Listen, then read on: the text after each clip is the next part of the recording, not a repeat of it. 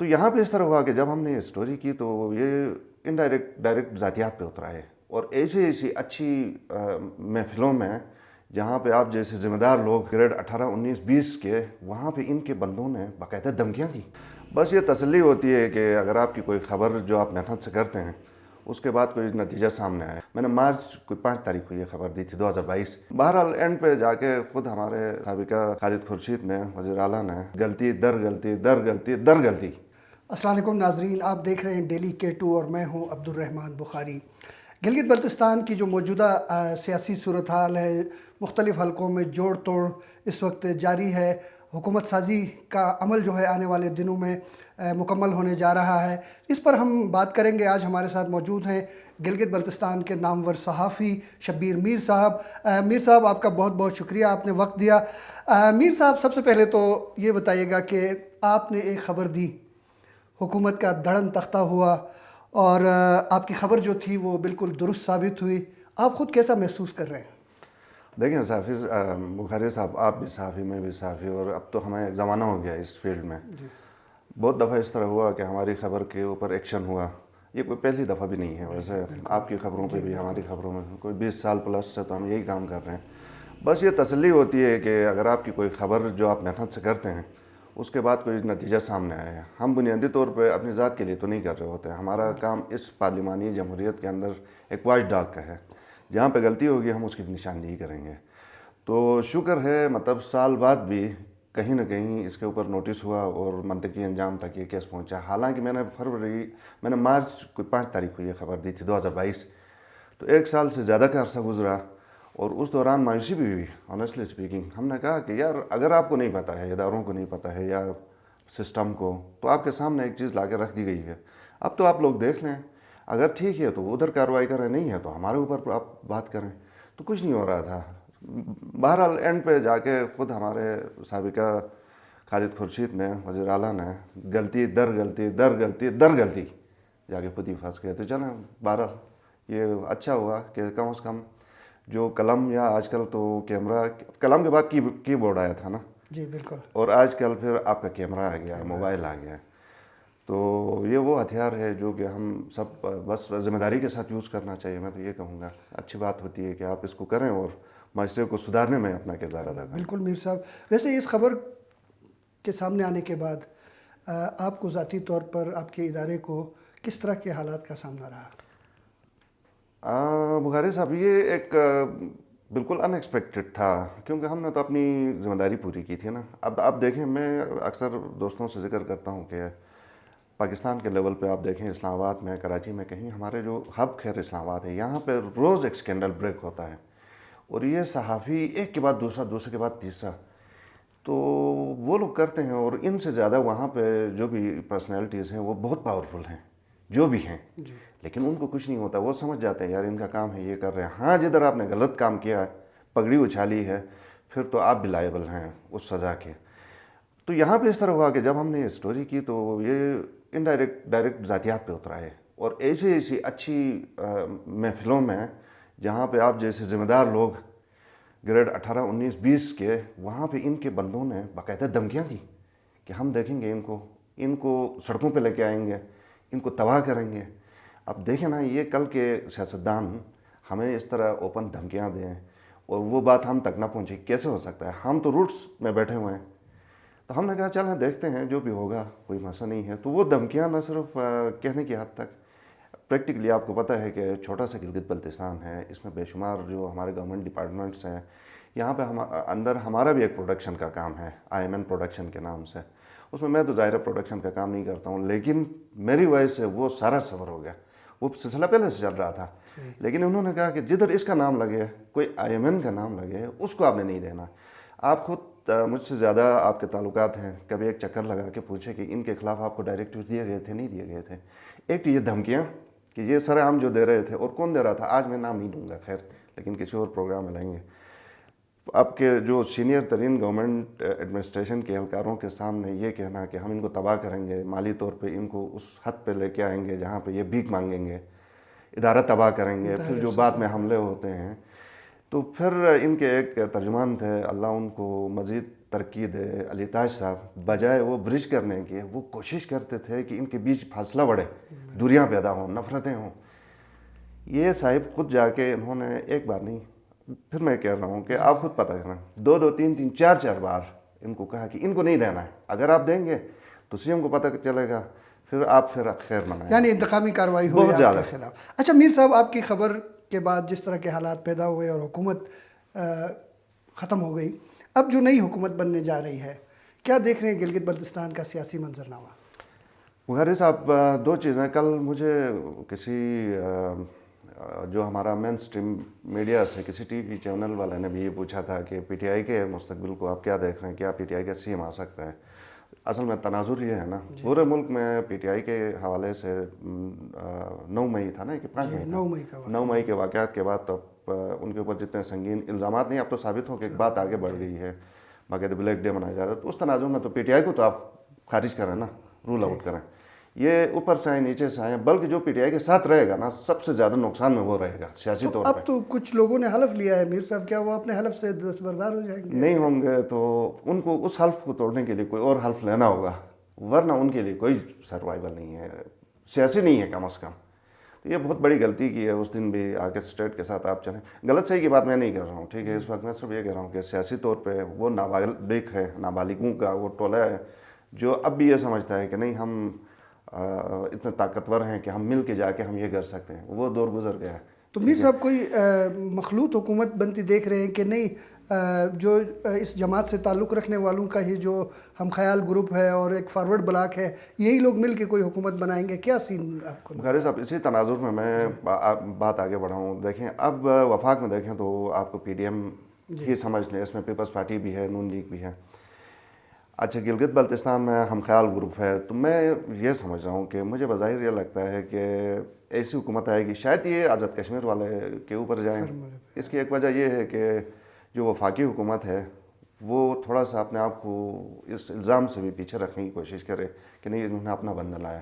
ایک یہ پاسبلٹی ہے. دوسری سائڈ پہ آپ دیکھیں تو امجد صاحب نے بھی بہت کھل کے کھیلا ہے، اسٹینڈ آؤٹ کیا اس پورے پروسیس میں. مطلب انہوں نے منوایا ہے کہ جی کسی ٹائم پہ بیک آؤٹ بھی کر سکتے تھے لیکن نہیں کیا، اینڈ تک لے کے گئے. بحیثیت ایک وکیل بھی وہ ان کی کامیابی تھی، تو وہ بھی نمایاں ہیں. یہ ان کی کارکردگی وفاق میں بھی پتہ ہے، ان کے جو لیڈرز ہیں، بلاول ہیں، زرداری ہیں، ان سے وہ کنیکٹڈ بھی ہیں. تو ایسی صورت میں ان کا چانس نہ بننا بھی اب نہیں کہہ سکتے ہم. اچھا پھر جاوید ممنوع صاحب بھی اس دوڑ میں بڑے اچھے فٹ آتے ہیں. انہوں نے آ کے اعلان بھی کر دیا جی آپ پی ٹی آئی کے اب ان سے تعلق بھی نہیں ہے. وہ جو جارحانہ سیاست کی مذمت بھی کی تو ان کے لیے بھی اب سپیس قابل بھی ہیں، ان کے لیے بھی سپیس بن رہی ہے. اب دیکھنا ادھر ہے کہ ایک تو یہ جو مختلف پاور ہاؤسز ہیں ان کا جھکاؤ کس طرف ہے جی بی کے اندر.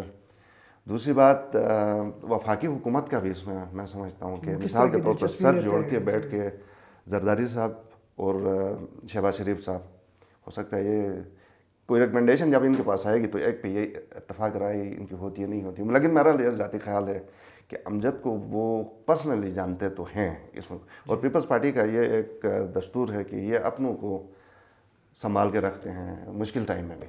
اچھا میر صاحب، گلگت بلتستان میں سیاسی وفاداریاں تبدیل ہونے کا ایک سلسلہ چل نکلا ہے، اور ایک عرصے سے گلگت بلتستان میں ہم یہ چیز دیکھتے ہیں کہ ہمارے جو سیاسی لوگ ہیں یہ سیاسی قلع بازیاں کھاتے رہتے ہیں.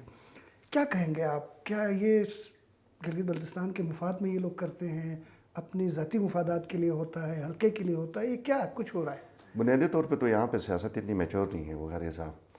ہمارا آپ کو پتہ ہے کہ جس طرح کا سلسلہ انتہائی ایک مضبوط بیوروکریسی کے موجودگی میں جو کہ تسلسل کے ساتھ چلی آ رہی ہے، اب تو پولیٹیکل سسٹم تو بہت ہی میچور ہے. اس میں سیاسی وفاداریاں چونکہ اب وہ ایک لیڈر کے طور پہ اپنے آپ کو نہیں دیکھتا ہے، وہ وقتی مفادات کے لیے اپنے اور اپنے حلقے کی ہے تو وہ پارٹی بھی چینج کر لیتا ہے. لیکن آج کے دور میں پارٹی چینج کرنا اب تو ان کی مجبوری بھی ہے. انہوں نے یا تو اس بیانیے کو سپورٹ کرنا ہے جو کہ آپ کی ریاست کے مخالف ہے، اس کو آپ سپورٹ کر کے رہیں تو آپ پھر ہر قسم کے حالات کے لیے آزمائشوں کے لیے تیار رہیں. وہ 4x6 والی کوٹری جس کے اندر کاکروچ بھی ہوں گے، مچھر بھی ہوں گے، اچھا پانی بھی نہیں ہوگا، اور آپ کو نیچے کوئی تکیہ بھی نہیں ملے گا، تو آپ نے سال گزارنا ہے، 1.5 سال گزارنا ہے. یہ اس طرح کے حالات پاکستان میں تو ہوتے رہے ہیں، یہاں بھی ہو سکتا ہے. میر صاحب جس تو طرح اس سے اگر انہوں نے اس کے ساتھ کمٹمنٹ اگر کر کے یہ پاس ہوتے ہیں تو بہت اچھا ہوگا. یہ گلگت بلتستان کی سیاست کے لیے اگر فرض کریں 10 لوگ اگر جم کے بیٹھتے ہیں، ہر طرح کے حالات کا مقابلہ کرتے ہیں، تو بہت مطلب ہمارا پروسیس میں ایک دم وہ ہیرو بھی بن جائیں گے اور ان کے لیے آگے کامیابی بھی ہوگی موسٹ لائکلی. لیکن مشکل ہے، یہ نہیں ہو سکتا ہے کیونکہ آپ اسٹیٹ کے ساتھ نہیں ٹکرا سکتے ہیں. تو اس لیے آج کے دور میں سمجھتا ہوں کیونکہ عمران خان صاحب کا بیانیہ ہی غلط ہے، سرے سے غلط ہے. وہ آپ کو اکسا کے ایک اسٹیٹ کے خلاف، آپ دیکھیں نا خود ان کے اپنے بچے سمیت باہر وہ بیٹھے ہوئے ہیں، خود مزے کر رہے ہیں، ابھی تک تو ہے نا ٹھیک ٹھاک بیٹھے ہوئے. تو پوری ان کی جو پارٹی ہے وہ اب اس حد تک لے کے جانے کی کیا ضرورت تھی؟ میں تو ان کو قصوروار اس لیے ٹھہرا ہوں. تو اس لیے یہاں کے جو ان کے لیڈر ہیں جتنے ہیں، ان کے لیے اس پارٹی میں رہنا میرے خیال میں میر آپ کو صاحب اس سے صحیح یہاں بات نہیں. کچھ لوگوں کے نام ایسے آ رہے ہیں کہ ان کی ممکنہ طور پہ گرفتاری ہو سکتی ہے، کیا وہ بھی کوئی پریس کانفرنس کریں تو بچ سکتے ہیں آپ؟ میرا نہیں خیال ہے بخاری صاحب بچیں گے، کیونکہ یہ پاکستان میں جو پریس کانفرنس کر کے بھی بچے نہیں ہیں، ان کی کوئی گارنٹی نہیں ہے. ان کے خلاف کیسز ہیں، وہ کہیں نہ کہیں کسی نہ کسی مرحلے پہ اریسٹ ہوں گے اور بھگتیں گے.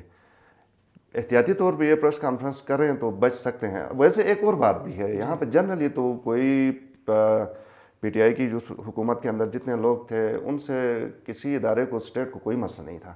یہ تو آرام سے شرافت سے بیٹھے ہوئے تھے. چند ایک تھے اس میں، سابقہ وزیر اعلیٰ تھے، شمس لون تھے، سہیل عباس تھے، ایک دو اور شاید. تو یہ بہت زیادہ آگے جا کے ان کا یہ خیال تھا کہ عمران خان نے تو اگلی صدی پورے کے لیے بھی وزیر اعظم آنا ہے یا پھر صدر آنا ہے، تو اب تو کوئی مسئلہ نہیں ہے. تو اب جو مطلب کھیلتے رہے ہیں تو ان کے اندازے غلط ثابت، ان کے لیے خطرے ہیں. یہ میں اس تناظر میں کہہ رہا ہوں کہ پورے پاکستان میں آپ دیکھیں جو فیصلے جہاں پہ ہوئے ہیں وہاں پہ تو کوئی معافین کے لیے نہیں ہے. اب وہ کرائم کا نوعیت ان کا وہ کس لیول کا سمجھتے ہیں یہ ہمیں نہیں پتہ، کیونکہ ہم نے کوئی رپورٹ ایف آئی آر نہیں دیکھی ہے. تو چھوٹا کچھ ہے تو بچ جائیں گے، نہیں تو گرفتاری مجھے لگتا ہے. اچھا میر صاحب، حکومت سازی جب مکمل ہوگی، نئی ایک حکومت بنے گی، آپ کا کیا خیال ہے ان کے لیے کیا چیلنجز آگے ہوں گے اور انہیں کس طرح سے گلگت بلتستان میں کام کرنے کی ضرورت ہوگی؟ میرے خیال میں سب سے پہلے تو ان کو جو بڑے بڑے چیلنجز تو خیر جس طرح ہیں، آپ کے بجلی کا مسئلہ ہے، پھر پانی کا مسئلہ ہے، پینے کا پانی، ٹورزم کے لیے آپ بڑی باتیں کرتے ہیں. اس سے زیادہ میرے خیال میں جو آپ کا وفاق کے ساتھ ایک کشیدگی والی صورتحال پچھلی حکومت نے چھوڑی ہے، اس کو پہلے ٹھیک کرنے کی ضرورت ہے. اور اس کے بعد بہت سارے ہیں مسائل ہیں بخاری صاحب یہاں پہ، اور گورننس کا جو سٹرکچر ہے اس کو ٹھیک کرنے کی ضرورت ہے. اس کے بعد جا کے بات آگے بڑھے گی. یہ کتنے فنڈز لے کے آتے ہیں منجمد، یا وہ جو رکاوٹیں تھیں ان کو ٹھیک کرنے کی ضرورت ہوگی. یہ جو ہمارے اداروں کے اندر ایک نہ ختم ہونے والا ایک ڈیلے کا ایک معاملہ ہے. انصاف جس کا حق ملنا ہے اس کو ادھر لٹکائے رکھتے ہیں جب تک کہ وہ میرا کوئی قریبی رشتہ دار نہ ہو.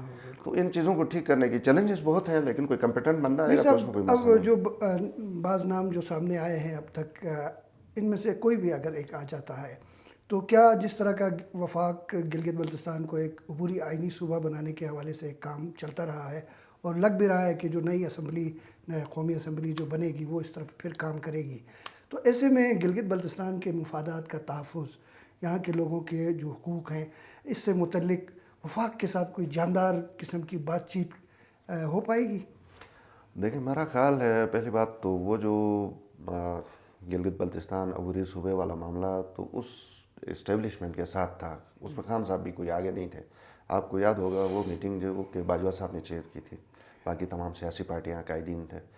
وہ چیپٹر تو اب کلوز ہو گیا. اب نئی اسٹیبلشمنٹ کا کیا تھنکنگ ہے وہ تو ابھی تک واضح نہیں ہے گلگت بلتستان کے حوالے سے.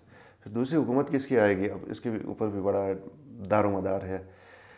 چلیں جس کی بھی آئے گی. اور یہاں پہ اس لیے ہماری یہ خواہش بھی ہے کوئی جاندار قسم کا وزیر اعلیٰ ہے جو کہ چیزوں کو سمجھے، جو آرگومنٹ کرے، آگے جا کے اپنا کیس پیش کرے.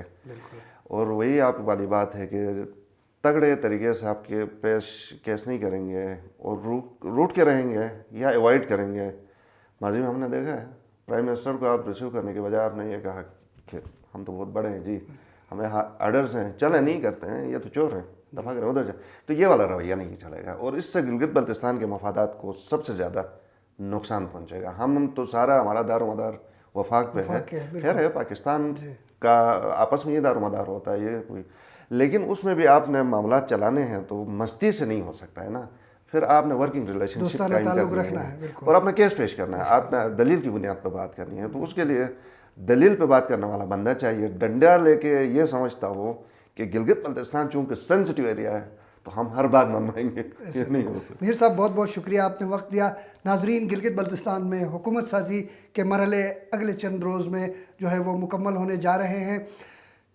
لوگوں کی یہی خواہش ہے، گلگت بلتستان کے ہر شہری کی یہ خواہش ہے کہ ایک مضبوط حکومت بنے جو گلگت بلتستان کی تعمیر و ترقی کے لیے اور اس خطے کی خوشحالی کے لیے اپنا کردار ادا کر سکے. اپنے میزبان عبد الرحمن بخاری کو اجازت دیجیے. اللہ حافظ.